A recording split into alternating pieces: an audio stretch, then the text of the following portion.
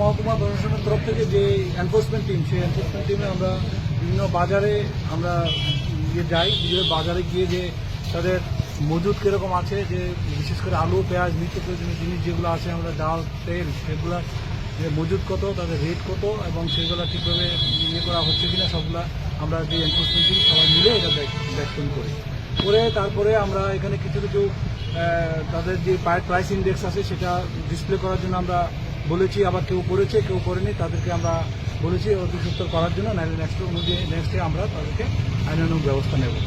তারপরে আমরা এখানেই আপনারা অলরেডি জানেন যে সারা ত্রিপুরাতে একটা তেলের সংকট চলছে, বিশেষত জ্বালানি তেল, যেটা ডিজেল, পেট্রোল আমরা প্রত্যেক দিনই দেখতে পাই। এটা আমাদের নিত্য প্রয়োজনীয় জিনিসের মধ্যেই পড়ে, যে প্রত্যেকটা পাম্পের মধ্যে তেল সংকট চলছে।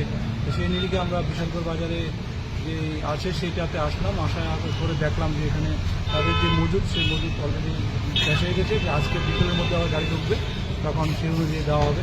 আর তাদের যে মজুদ, সেই মজুদ অনুযায়ী আমরা দেখলাম যে তাদের স্টক অলরেডি শেষ। তো এখন আমরা রিজার্ভ স্টক যেটা আছে সেটা তো আমরা সরকারিভাবে একটা কালোবাজারি একটা অভিযোগ আসছে, বিভিন্ন দোকানে মজুদ রয়েছে ডিজেল সহ, পেট্রোল বা বিভিন্ন জিনিস, সেখানে কি আপনাদের কোনো? হ্যাঁ, আমরা ইতিমধ্যেই একটা গোপন খবর ভিত্তিতে আমরা যে পেট্রোল পাম্পটা আছে সেটার উপর থেকে যে দোকানগুলো আছে, যে মেসেজ লোকনাথ এন্টারপ্রাইজ এবং ওমকার এন্টারপ্রাইজ, সেই দুটাকে ভিজিট করি।